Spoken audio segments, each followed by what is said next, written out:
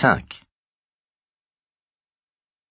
Garton avait vu les deux types, Mellon et Haggerty, partir en se tenant la taille et en pouffant comme des filles. Il avait d'ailleurs tout d'abord cru qu'il s'agissait de filles. Puis, il avait reconnu Mellon, qu'on lui avait déjà montré. À ce moment-là, Mellon se tourna vers Haggerty et l'embrassa brièvement sur la bouche. « Oh les mecs, je vais gerber !» s'était écrié Webby, dégoûté. Chris Unwin et Steve Dubay l'accompagnaient. Quand Webby leur indiqua le couple, Steve lui dit que l'autre PD s'appelait Don quelque chose, qu'il avait pris un gamin de Derry en stop et commençait à le plotter. Mellon et Haggerty avaient repris leur marche en direction des trois garçons, s'éloignant du Pitch Till You Win pour gagner la sortie de la foire. Webby déclarerait plus tard aux policiers Hughes et Conley qu'il avait été blessé dans son orgueil de citoyen de voir un enfoiré de PD avec un chapeau sur lequel était écrit « J'aime Derry ». C'était une ânerie, ce chapeau, une réplique en papier d'un haut de forme avec une énorme fleur au-dessus qui s'inclinait dans toutes les directions. Apparemment, ce truc stupide avait blessé encore plus profondément l'orgueil de citoyen de Webby Garton. Comme Mellon et Haggerty passaient, toujours se tenant par la taille, Webby leur lança « Je devrais te faire bouffer ce chapeau, espèce d'enculé !» Mellon se tourna vers lui, battit coquettement des paupières et répondit « Si tu veux quelque chose à bouffer, chérie, j'ai beaucoup mieux que mon chapeau. » À ce stade, Webby avait décidé de refaire le portrait du PD. Dans la géographie de son visage, des montagnes allaient s'élever, des continents dériver. Il ne laisserait personne suggérer qu'il était un suceur de queue. Personne! Il se dirigea vers Mellon. Inquiet, Haggerty essaya d'entraîner son ami, mais celui-ci ne bougea pas, toujours souriant. Garton déclara plus tard aux policiers que Mellon devait être certainement pété à quelque chose. « C'est vrai », admit Haggerty quand la question lui parvint par l'intermédiaire des policiers Gardner et Reeves. « Il s'était pété avec 2 beignets aux pommes et au miel, son seul repas de toute la journée. » Il avait par conséquent été incapable de se rendre compte de la menace très réelle que représentait Garton. « Mais c'était tout Adrian, ça !» fit Don, qui, en s'essuyant les yeux avec un mouchoir de papier, se barbouilla de maquillage scintillant. « Il n'avait aucun sens du danger, il faisait partie de ces doudingues qui croient toujours que les choses vont s'arranger toutes seules. » Il aurait pu prendre une sérieuse raclée déjà à ce moment-là, si Garton n'avait pas senti quelque chose tapoter son coude, un bâton blanc. Il se retourna et vit Frank Machen, un autre membre de la police de Derry. « Laisse tomber, mon bonhomme, » dit-il à Webby. « Occupe-toi de tes affaires et fiche la paix à ces deux mignonnes, va t'amuser plus loin. »« Vous avez pas entendu de quoi il m'a traité ?» protesta Garton avec véhémence. Unwin et Dubay l'avaient rejoint et, sentant venir les ennuis, tentèrent de l'entraîner. Mais il se débarrassa d'eux et les aurait frappés s'ils avaient insisté. Sa virilité venait de subir un affront qu'il fallait venger. Personne n'irait raconter qu'il suçait des pines. Personne. « Il ne me semble pas qu'il t'ait traité de quoi que ce soit, » répliqua Machen. « Il me semble par contre que c'est toi qui lui as parlé en premier, et maintenant dégage, fiston. J'ai pas envie de me répéter. Il m'a traité de pédé. »« Aurais-tu peur qu'il ait raison ?» demanda Machen, l'air sincèrement intéressé, ce qui eut le don de faire violemment rougir Garton. Pendant tout cet échange, Haggerty s'était efforcé, de plus en plus angoissé, d'entraîner Mellon avec lui. Il commençait enfin à y réussir, quand Adrian, par-dessus son épaule, lança d'un ton effronté « Au revoir, mon amour. »« La ferme, petit con !» dit sèchement Machen. « Barre-toi d'ici !» Garton voulut bousculer Mellon, mais Machen le retint. « Je pourrais bien te foutre au trou. À te voir faire, je me dis même que l'idée n'est pas si mauvaise. »« La prochaine fois, ça va faire vraiment mal !» beugla Garton en direction du couple qui s'éloignait. Des têtes se tournèrent pour le regarder. « Et si tu portes encore ce chapeau, je te tuerai! On n'a pas besoin de tantes dans ton genre, dans cette ville !» Sans se retourner, Mellon agita les doigts de sa main gauche. Ses ongles étaient rouges cerises et se déhancha exagérément. Garton voulut se dégager. « Un mot de plus, un pas de trop et tu es au trou, » fit Machen d'une voix douce. « Fais-moi confiance, mon garçon, je ne plaisante pas. »« Allons, Webby, intervint Chris Unwin, mal à l'aise. Laisse tomber. Vous aimez les mecs comme ça, vous? Lança Webby à Machen. Hein? En ce qui concerne les tapettes, je reste neutre, répondit le flic. Ce qui me botte, moi, c'est la paix et la tranquillité, et tu chahutes un peu trop ce que j'aime, tête de macaroni. Maintenant, si t'as envie que je m'occupe de toi... Allez, viens, Webby, fit Steve DeBay d'un ton conciliant. On va se payer des hot dogs. Garton s'éloigna, réajusta sa chemise avec des mouvements exagérés et remit sa mèche en place. Dans sa déposition le lendemain de la mort d'Adrian Mellon, Machen déclara « La dernière chose que je l'ai entendu dire pendant qu'il partait avec ses copains, c'est « Il va morfler la prochaine fois ». «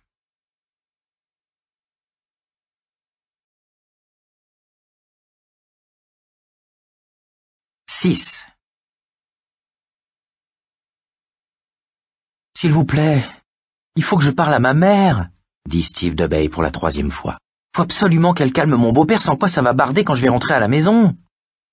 Dans un petit moment, lui répondit l'officier de police, Charles Avarino. Tout comme son coéquipier Barney Morrison, il savait bien que DeBay ne rentrerait pas ce soir chez lui, ni même fort probablement les soirs suivants pendant longtemps. Le garçon n'avait pas l'air de se rendre compte de la gravité de son affaire. Et Avarino ne trouva pas surprenant d'apprendre un peu plus tard que DeBay avait quitté l'école à 16 ans, époque à laquelle son QI était de 68 points sur l'échelle de Wechsler. Il venait de tripler sa 5e. « Dis-nous ce qui s'est passé lorsque tu as vu Mellon sortir du Falcon, » l'encouragea Morrison. « Non, vieux, vaut mieux pas. »« Et pourquoi donc ?» demanda Avarino. « J'ai peut-être déjà trop parlé. »« Mais tu es venu pour parler, non ?»« Eh ben, ouais, mais... » « Écoute un peu, » fit Morrison d'un ton amical, s'asseyant à côté de lui et lui tendant une cigarette. « Tu nous prends pour des pédés, Chick et moi ?»« Je sais pas. Est-ce qu'on a l'air de pédales ?»« Non, mais... »« Nous sommes tes amis, Stevie, » reprit Morrison d'un ton solennel. « Et crois-moi, Chris, Webby et toi, vous avez bien besoin de tous vos amis en ce moment, car demain, toutes les personnes sensibles dans cette ville vont hurler pour demander votre peau. » Steve DeBay parut vaguement inquiet. Avarino, qui lisait à livre ouvert à travers ce crâne épais, le soupçonna de penser encore à son beau-père. Et bien qu'il n'eût aucune tendresse particulière pour la petite communauté homo de Derry, comme les autres flics de la brigade, il aurait été ravi de voir fermer pour toujours le Falcon, ramener DeBay chez lui ne lui aurait pas déplu. Il aurait même pris plaisir à tenir les bras de ce morveux pendant que le beau-père lui aurait flanqué une bonne correction. Avarino n'aimait pas les homosexuels, mais ça ne signifiait pas pour lui qu'il fallait les torturer et les assassiner. Mellon avait été martyrisé. Lorsqu'on l'avait remonté de sous le pont, le cadavre avait les yeux ouverts, exorbités de terreur. Et voilà que ce type-là n'avait pas la moindre idée de ce à quoi il avait participé. « On voulait pas lui faire de mal, » répéta Steve. C'était sa position de repli dès qu'il commençait à s'embrouiller.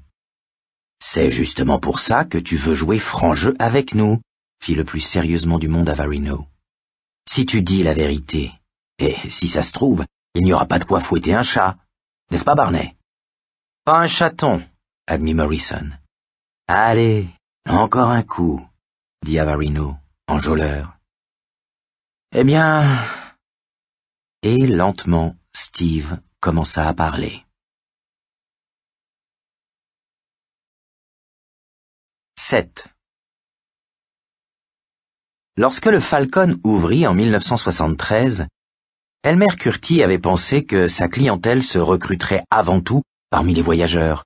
3 compagnies d'autocars se partageaient en effet le terminus voisin, Trailways, Greyhound et Aroostook County. Il avait oublié de tenir compte d'un fait. Nombre de passagers des cars sont des femmes ou des familles avec des ribambelles d'enfants. Quant aux autres, ils ont leurs bouteilles au fond d'un sac en papier craft et ne quittent jamais le véhicule. Ne descendaient donc, en général, que des marins ou des soldats qui ne consommaient qu'une bière ou deux. Difficile de se cuiter en 10 minutes d'arrêt. Quand, en 1977, Curti avait commencé à prendre conscience de la dure réalité, il était dans les dettes jusqu'au cou et ne voyait pas comment s'en sortir.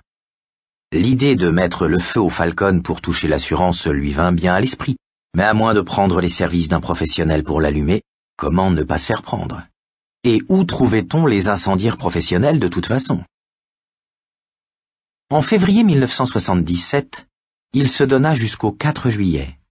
Si, à cette date, les choses ne s'étaient pas améliorées, il mettrait la clé sous la porte et prendrait un Greyhound pour aller voir en Floride comment les choses se passaient. Mais au cours des 5 mois suivants, le bar connut une stupéfiante et paisible prospérité. Dans son décor noir et or ponctué d'oiseaux empaillés, taxidermiste amateur spécialisé dans les oiseaux, le frère d'Elmer était mort en lui laissant sa collection. Soudain, au lieu de tirer 60 demi et servir une vingtaine de cocktails par soirée, il se mit à tirer 100 bières et à servir autant d'apéritifs. Certains soirs presque 2 fois plus. La clientèle était jeune, courtoise et presque exclusivement masculine. Elle s'habillait souvent de manière extravagante, mais les tenues extravagantes dans ces années-là étaient quasiment la norme, et ce n'est qu'en 1981 que Curti se rendit compte que ses clients étaient presque tous homosexuels. Les habitants de Derry auraient ri de lui s'il leur avait fait cet aveu, et lui auraient demandé s'il les croyait nés de la dernière pluie. Mais c'était pourtant la pure vérité. Comme le cocu de l'histoire, il fut le dernier au courant. Mais quand il le fut, il s'en contreficha. Il gagnait de l'argent, et si 4 autres établissements de Derry en faisaient autant, le sien était le seul que des clients mal embouchés ne démolissaient pas régulièrement. Il n'y avait pas de femmes, source de bagarres, et, pédés ou non, ces types paraissaient connaître le secret pour se coudoyer sans s'affronter, contrairement aux hétérosexuels. Une fois au courant des préférences sexuelles de ses habitués, il eut l'impression d'entendre partout des histoires grivoises sur le Falcon. En fait, elles circulaient depuis des années. Ceux qui les propageaient avec le plus d'enthousiasme, s'aperçut-il, étaient des individus qui n'auraient pas mis les pieds au Falcon pour tout l'or du monde, ce qui ne les empêchait pas d'avoir l'air au courant de tout ce qui s'y passait. D'après eux, on pouvait y voir des hommes danser joue contre joue en se frottant la queue en pleine piste de danse, des hommes s'embrasser à pleine bouche au bar, des hommes se faire tailler une pipe dans les toilettes. Il y aurait eu, paraît-il, une pièce un peu spéciale à l'arrière, où un malabar attendait les amateurs en tenue nazie, le bras huilé jusqu'à l'épaule, prêt à remplir son office. Il n'y avait pas un mot de vrai là-dedans. Lorsque des assoiffés venaient du terminus d'écart prendre une bière ou un cocktail, ils ne remarquaient rien de spécial. Certes, il y avait beaucoup de types, mais des milliers de bars, rendez-vous de travailleurs, étaient dans le même cas dans le pays. La clientèle était homosexuelle, mais pas stupide pour autant. Si elle désirait quelque chose d'un peu plus excitant, elle allait à Portland. Et si elle souhaitait du franchement cochon, il lui restait toujours New York ou Boston. Derry n'était qu'une petite ville de province, et sa communauté homo savait bien qu'elle ne devait pas faire de vagues. Don Haggerty était un habitué du Falcon depuis 2 ou 3 ans, lorsqu'il y était venu pour la première fois un soir de mars 1984, accompagné d'Adrian Mellon. C'était jusque-là un dragueur impénitent, que l'on voyait rarement plus de 6 fois de suite avec la même personne. Mais il était devenu évident, vers la fin avril, même aux yeux de Curti, qui ne s'en souciait guère, que la liaison de Mellon et Haggerty serait plus durable. Haggerty était rédacteur dans une entreprise d'ingénierie de Bangor. Adrian Mellon, un écrivain indépendant qui publiait n'importe où, magazines de compagnies aériennes et régionaux, suppléments du dimanche, journaux de courrier érotique. Il avait un roman en cours, mais peut-être n'était-ce pas sérieux. Il l'avait commencé au collège et cela faisait 12 ans qu'il y travaillait. Il était venu à Derry pour écrire un article sur le canal pour le compte d'un bimensuel chic, le New England Byways, publié à Concorde. Adrian Mellon avait accepté cette enquête parce qu'il avait pu obtenir de la revue 3 semaines de dépenses défrayées, avec notamment une agréable chambre au Derry Townhouse, et qu'il lui suffirait de 5 jours pour rassembler ses informations. Il comptait sur les 2 autres semaines pour en recueillir sur d'autres sujets, thèmes d'éventuels articles à venir. Mais au cours de ces 3 semaines, il rencontra Don Haggerty, et au lieu de retourner à Portland une fois écoulé ce délai, il se trouva un petit appartement sur Kossuth Lane. Il n'y habita qu'1 mois et demi, après quoi, il alla vivre chez Don.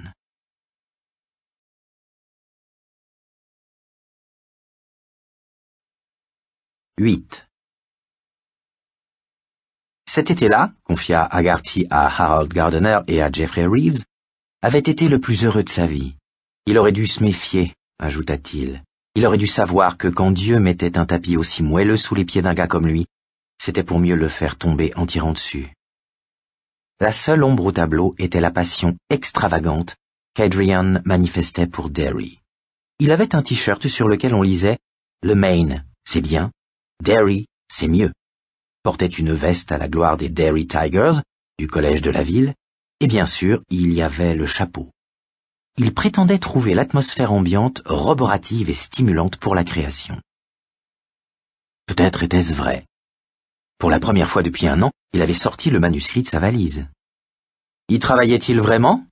demanda Gardner, qui ne s'en souciait guère, mais tenait à ce que Haggerty reste motivé. « Oui, les pages défilaient. Il disait que ce serait peut-être un roman nul, mais pas un roman inachevé. Il pensait finir en octobre, pour son anniversaire. Bien sûr, il ignorait ce qu'était vraiment Derry. Il croyait le savoir, mais il n'y était pas resté assez longtemps. Il ne m'écoutait pas quand j'essayais de le lui expliquer. « Et c'est quoi, Derry, d'après toi, Don ?» demanda Reeves. « Ça ressemble beaucoup à une vieille putain crevée avec des asticots qui lui grouillent sur le con, » répondit Don. Les 2 flics le regardèrent, muets de stupéfaction. « C'est un sale trou, » reprit Haggerty. « Un véritable égout. Vous n'allez pas me raconter que vous l'ignorez, non? Vous avez passé toute votre vie ici et vous ne le savez pas ?» Aucun des 2 ne répondit. Au bout d'un moment, Haggerty continua son récit. « 9. Jusqu'au moment où Adrian Mellon était entré dans sa vie, Don Haggerty avait projeté de quitter Derry. Cela faisait 3 ans qu'il y habitait, avant tout parce qu'il avait signé un bail à long terme pour un appartement avec une vue fabuleuse sur la rivière. Mais le bail arrivait à échéance et il s'en réjouissait. Fini les interminables trajets Derry-Bangor et retour. Fini les mauvaises vibrations.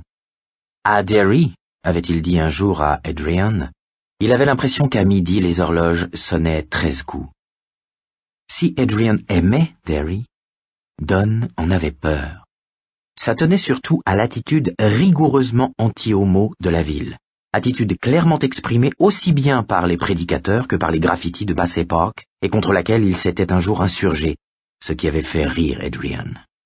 « Il n'y a pas une ville en Amérique, Don, qui n'ait son contingent d'anti-homo, » avait-il répondu. « Ne me dis pas que tu l'ignores. Après tout, c'est l'ère des Ronald Ringard et des Prêchi-Prêcha. Viens donc faire un tour à Bassett Park, » avait-il répondu lorsqu'il avait compris qu'Adrian était sincère quand il voyait en Derry une ville provinciale comme une autre. « Je veux te montrer quelque chose. » Il s'était rendu à Bassett Park. C'était à la mi-juin, environ 1 mois avant le meurtre d'Adrian, dit Don au flic. Dans l'ombre, aux odeurs désagréables du pont des baisers, il avait montré l'un des graffitis à Adrian, qui avait dû craquer une allumette pour le déchiffrer. « Montre-moi ta queue pédée que je te la coupe. »« Je sais ce que les gens pensent de nous, » avait dit Don. « J'ai été rossé par des camionneurs à Dayton quand j'étais adolescent. À Portland, des types ont mis le feu à mes chaussures devant une baraque à sandwich pendant qu'un gros cul de flic restait assis dans sa caisse à se marrer. J'en ai vu pas mal, mais jamais rien comme ça. Tiens, regarde, par là. Crever les yeux de tous les pédés au nom de Dieu. Le mec qui a écrit ça ne peut être que complètement cinglé. Je me sentirais mieux s'il ne s'agissait que d'une personne, un isolé, mais... Don avait balayé d'un geste la longueur du pont. Il y en a partout. Et je ne crois pas à l'auteur unique. C'est pour cela que je veux quitter Derry, Aid. Trop d'endroits et trop de gens ont quelque chose de profondément perverti.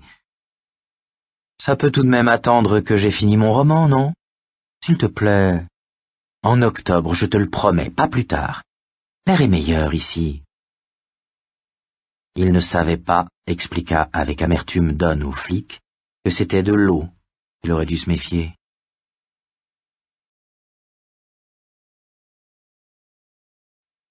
« 10. Sans dire un mot, Tom Boutillier et Harold Rademacher s'inclinèrent en avant. Chris Unwin, la tête basse, s'adressait d'un ton monocorde au plancher. C'était la partie qu'il ne voulait pas manquer, celle qui expédierait au moins 2 de ses petits merdeux à Thomaston. La foire valait plus le coup, dit Unwin. Il commençait à démonter tous les trucs qui vous secouent, vous savez, comme le plateau du diable et le parachute. Aux autotampons, c'était marqué fermé, il y avait que les manèges des gosses qui marchaient encore. Alors on est allé aux baraques de jeu. Webby a vu le Pitch Till You Win, il a payé 50 cents et il a vu le même chapeau que le PD. Mais il n'arrivait pas à l'accrocher, et à chaque fois qu'il le manquait, il était encore de plus mauvaise humeur. Et puis, Steve, d'habitude il dit tout le temps, y a qu'à laisser tomber, laisse tomber, ça vaut pas le coup, vous comprenez? Sauf qu'il était surexcité comme un malade parce qu'il avait pris cette pilule. Vous savez? Quelle pilule, je sais pas. Rouge, peut-être même légale. Mais il arrêtait pas de tanner Webby. Et j'ai bien cru que Webby allait le cogner. T'es même pas foutu de gagner ce chapeau de PD, qui disait. Faut que tu sois taré pour le rater comme ça. Finalement, la bonne femme lui a donné un prix, alors que l'anneau était même pas tombé dessus, juste pour se débarrasser de nous, je crois. Je sais pas, mais il me semble. Un truc qui fait du bruit, vous savez, on souffle dedans, ça gonfle et ça fait comme un paix en se déroulant. Et puis, comme la foire allait fermer, on est sorti. Et Steve n'arrêtait pas d'asticoter Webby parce qu'il avait raté le chapeau. Et Webby ne disait rien, mais c'est pas bon signe quand il la ferme comme ça. Je savais que j'aurais dû essayer de changer de sujet de conversation, mais je trouvais rien. Vous comprenez?